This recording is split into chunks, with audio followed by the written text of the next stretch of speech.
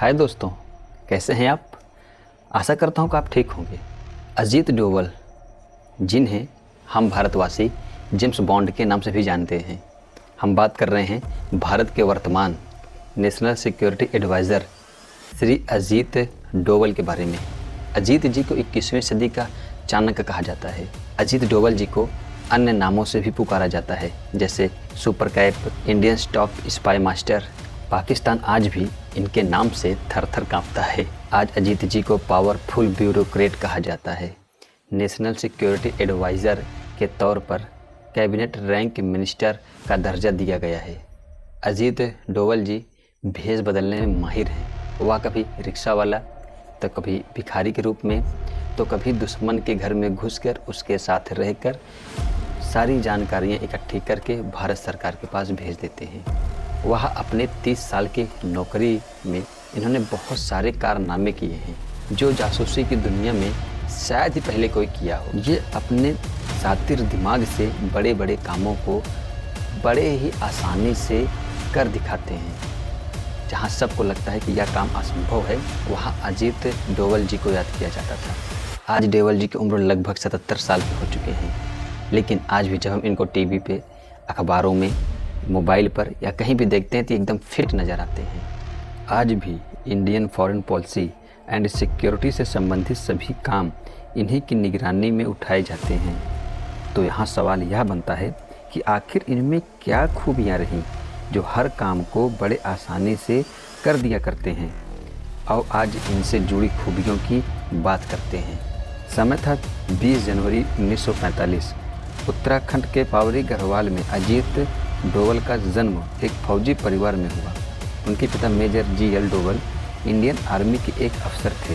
उनकी शुरुआती पढ़ाई आम स्कूल से ही हुई है, कोई ज़्यादा हाई फाई स्कूल से हुआ नहीं पढ़े हैं। वह अपनी आगे की पढ़ाई अजमेर मिलिट्री स्कूल से की और 22 वर्ष की उम्र में उन्होंने यूनिवर्सिटी ऑफ आगरा से इकोनॉमिक्स में मास्टर डिग्री हासिल करते हैं। और ये मास्टर डिग्री लेते ही यूपीएससी का एग्ज़ाम पहले ही अटैम्प्ट में क्लियर कर लेते हैं।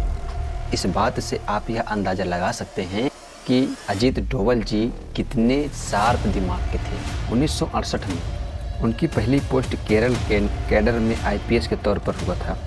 लेकिन किस्मत की बात यह है कि उनकी पोस्टिंग के कुछ समय बाद केरल में एक घटना हो गई। दरअसल 28 दिसंबर 1941 में केरल के थालासौरी गांव में हिंदू मुस्लिम के बीच कुछ रूमर्स को लेकर तनाव बढ़ने लगे।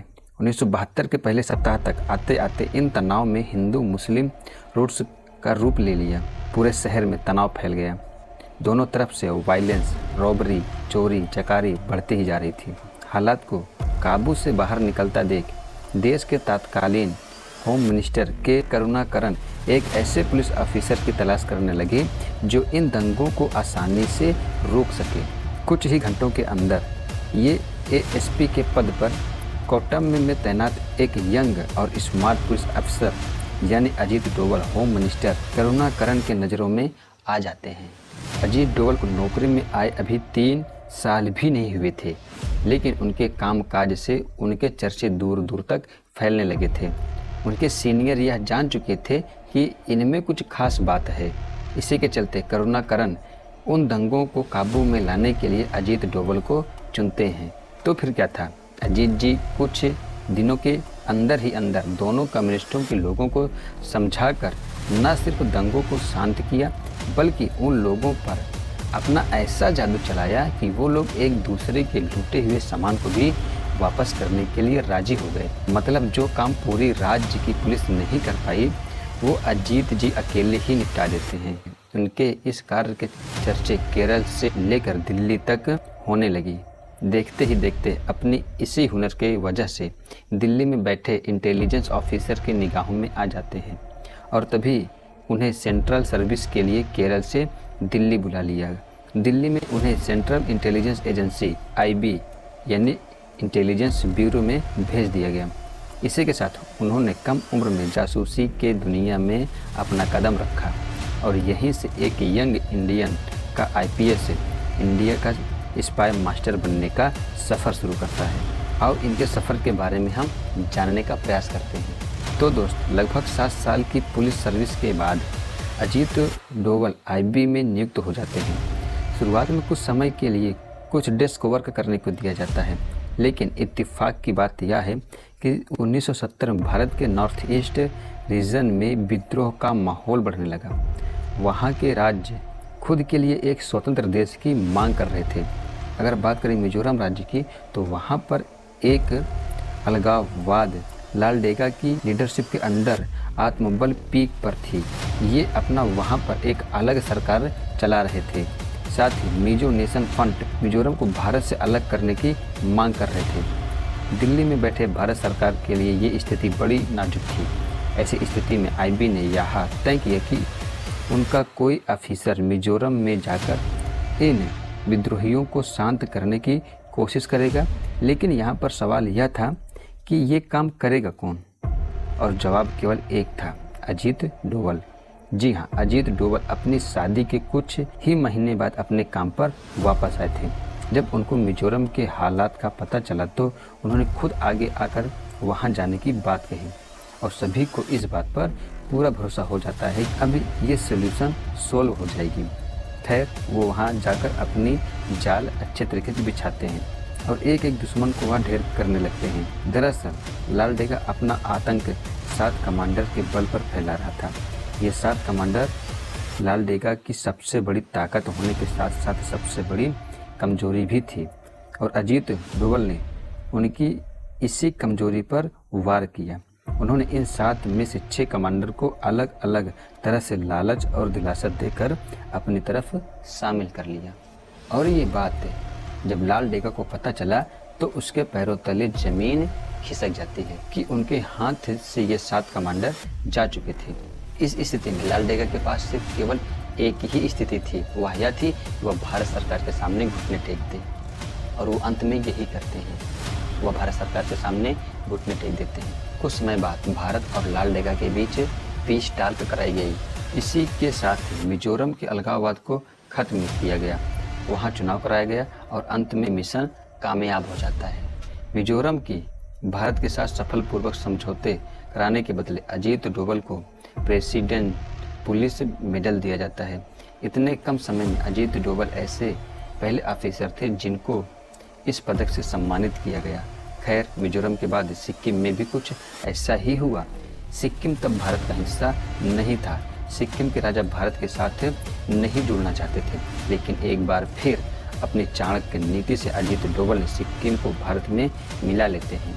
कुछ भी हो, 1970 के अंत तक नॉर्थ ईस्ट में काफ़ी बदलाव तो हो ही चुका था, और इसका पूरा श्रेय अजीत डोवल जी को जाता है। लेकिन आने वाले साल में पंजाब में कुछ नई टेंशन पैदा हो रही थी। पंजाब में खालिस्तानी सैनिक अपने अलग देश खालिस्तान की मांग कर रहे थे। ये सैनिक टुकड़ी अमृतसर के गोल्डन टेम्पल को अपना निवास स्थान बनाते हैं और यहीं से पूरे शहर में आतंकवाद फैलाने लगे। इससे स्थिति बहुत खराब होने लगी। 1984 के आते आते ऑपरेशन ब्लू स्टार की नौबत आ गई। भारतीय सैनिक ने गोल्डन टेम्पल को इन दंगाइयों से मुक्त कराने के लिए इस ऑपरेशन को लॉन्च किया गया था और इन विद्रोहियों को वहां से भगा दिया गया। लेकिन इस ऑपरेशन के बाद भी गोल्डन टेम्पल पूरी तरह से विद्रोहियों से मुक्त नहीं हो पाया था।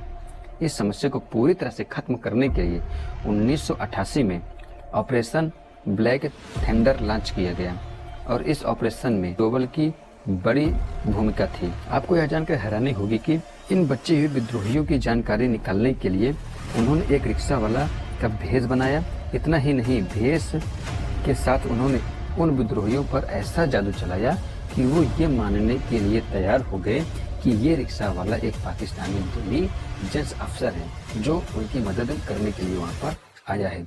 तो बस फिर क्या था, इसी बात का फायदा उठाकर उन्होंने उन विद्रोहियों के साथ गोल्डन टेम्पल के अंदर रहकर उनकी हर छोटी बड़ी जानकारी हासिल कर लिए और इंडियन आर्मी को भेज देते हैं। इस जानकारी के आधार पर ऑपरेशन ब्लैक थंडर लॉन्च किया गया और अजीत डोवल इनको पार लगाने में कामयाब रहे। इसके अलावा अगर बात करें पाकिस्तान की, तो यह उनका सबसे अच्छा प्रोजेक्ट रहा। जैसा कि हम सब जानते हैं, 1972 में भारत ने अपना पहला न्यूक्लियर टेस्ट किया। ये टेस्ट सफल होते ही पाकिस्तान मानो तिलमिला गया। इसके तुरंत बाद पाकिस्तान के nuclear scientist doctor AQ Khan ने पाकिस्तान न्यूक्लियर प्रोग्राम डेवलपमेंट करने के लिए चाइना और फ्रांस से मदद मांगी। फ्रांस को जैसे ही पाकिस्तान के एंटी इंडिया एम्बिशन की भनक लगी, वैसे ही उस प्रोग्राम से पीछे हाथ खींच लेते हैं, लेकिन चाइना ने पाकिस्तान का हाथ नहीं छोड़ा। उधर नॉर्थ कोरिया भी पाकिस्तान के न्यूक्लियर प्रोग्राम में उसकी मदद कर रहा था। जैसे ही इसकी खबर इंदिरा जी को होती है, उन्होंने पाकिस्तान की इन सभी गतिविधियों को ट्रेस करने के लिए अपना स्पाई नेटवर्क पाकिस्तान और चाइना में बिछा दिया। अजीत डोभाल को पाकिस्तान भेजा गया। वो एक भिखारी का भेष बनाकर पाकिस्तान के कुहूता शहर पहुंच गए। इनको शक था कि यहाँ खान रिसर्च सेंटर नाम के इंस्टीट्यूट के अंदर पाकिस्तान न्यूक्लियर प्रोग्राम चल रहा है। वो सेंटर के बाहर बैठकर यहाँ आने वाले सब साइंटिस्ट को ट्रैक करने लगे, लेकिन इनको यहाँ से कुछ ज्यादा जानकारी नहीं मिलती है। तो ये उसके बाद नाई की दुकान पर गए, जहाँ वे साइंटिस्ट बाल कटाते थे। वहाँ से उन्होंने हेयर सैंपल को कलेक्ट करके उन्हें इंडिया में टेस्टिंग के लिए भेजा, और टेस्टिंग में यह पता चला कि ये बाल न्यूक्लियर रेडिएशन में एक्सपोज्ड हैं। अब शंका सच में बदल गया। उन्होंने बड़ी चालाकी से प्रोग्राम की पूरी जानकारी हासिल की और भारत में भेज दिए। उस समय भारत में इंदिरा गांधी को बदलकर मोरारजी देसाई PM बन चुके थे। अजीत डोभाल ने उनको ये रिपोर्ट देकर पाकिस्तान के न्यूक्लियर प्रोग्राम को डिस्ट्रॉय करने के लिए अलग अलग तरीके बताए, लेकिन कई राजनीतिक कारण से उनको हर बार रिजेक्ट कर दिया गया। यहाँ पर भारत ने पाकिस्तान के न्यूक्लियर प्रोजेक्ट पर अटैक तो नहीं किया, लेकिन इतने कॉन्फिडेंस प्रोग्राम पर छोटी से छोटी बात भारत तक पहुँचाने में अजीत डोभाल ने बहुत बड़ी भूमिका निभाई थी। अब 1988 में अजीत डोभाल को कीर्ति चक्र से नवाजा गया। इतना ही नहीं, 1990 में कश्मीर में बढ़ रही मिलिटेंसी को रोकने के लिए अपने नेगोशिएशन स्किल का प्रयोग किया, क्योंकि उस समय कश्मीर मिलिटेंसी के आतंक से बेहाल था।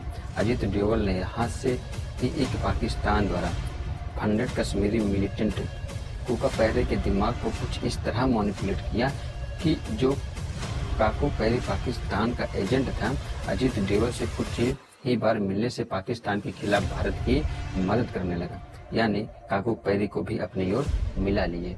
इसके बाद 1996 में जम्मू कश्मीर में विधानसभा के चुनाव कराए गए और इस चुनाव में काको पैरी MLA का सीट जीत जाते हैं। अजीत डोभाल के इसी शानदार नेगोशिएशन का एक और नायाब नमूना IC-814 की हाई जैकिंग के दौरान भी देखने को मिला। जैसा कि आपने सुना ही होगा, इस हवाई जैकिंग के पीछे ISI का हाथ था। वो चाहते थे अपने नागरिकों की जान बचाने के लिए भारत उनके 100 आतंकवादी को छोड़ दे और साथ ही उनको $2 मिलियन पे करे, लेकिन ये अजीत डोभाल को गंवारा नहीं था, पर दोनों तरफ से उन पर दबाव बढ़ रहा था। लेकिन इसके बावजूद भी उन्होंने एक बार फिर अपनी बातों के चक्रव्यूह से मिलिटेंसी के मन में अपना डर बिठा देते हैं। इन समझौतों के बाद 100 की जगह केवल 3 को छोड़ा जाता है और एक पैसेंजर के अलावा उस फ्लाइट के सभी यात्री सही सलामत वापस घर आ सके। 2014 में बीजेपी की सरकार बनते ही इनको PM मोदी ने को देश के 5वें नेशनल सिक्योरिटी एडवाइजर के रूप में नियुक्त किया गया। नेशनल एडवाइजर बनते ही उनके सामने इराक से एक बड़ा चैलेंज आ खड़ा हुआ। दरअसल उस समय इराक में ISIS का आतंक छाया हुआ था। जून 2015 में ISIS ने भारत की 46 नर्स को टिकरिट में बंदी बना लिया। अजीत डोभाल बहुत सावधानी से इराक पहुंचे, वहां उनकी सरकार के साथ बैठक की और कुछ ही दिनों के अंदर सभी नर्स को ISIS के चंगुल से छुड़ाकर भारत वापस लाए। इसके बाद भी पिछले कुछ सालों में पाकिस्तान ने भारत पर उरी अटैक और पुलवामा अटैक 2 खूंखार आतंकवादी हमलों को अंजाम दिया। इन 2 हमलों के रिस्पॉन्स में भारत की ओर से जो सफल पूर्वक सर्जिकल स्ट्राइक हुए, उसके मास्टरमाइंड और कोई नहीं, अजीत डोभाल ही थे। अभिनंदन के केस में भी अजीत डोभाल ने अपना फोन अमेरिका घुमाया और अमेरिका से पाकिस्तान पर दबाव बनाया गया और पाकिस्तान तिलमिलाकर कुछ ही घंटों के अंदर विंग कमांडर अभिनंदन को बाइज्जत बरी करके भारत को सौंप देता है। इतना आसान नहीं था कि पाकिस्तान अभिनंदन सर को बाइज्जत बरी करते, लेकिन यहाँ पर अजीत सर की होशियारी चालाकी के कारण यह बच जाते हैं। ये थी अजीत डोभाल जी की वीरता की कहानी। यह वीडियो आपको कैसा लगा आप कमेंट बॉक्स में जरूर बताइएगा। चलो दोस्तों, वीडियो के अंत में ये कहूँगा, आप हमारे चैनल को सब्सक्राइब कर लीजिए, साथ में बेल आइकन भी दबा लीजिए। Thank you.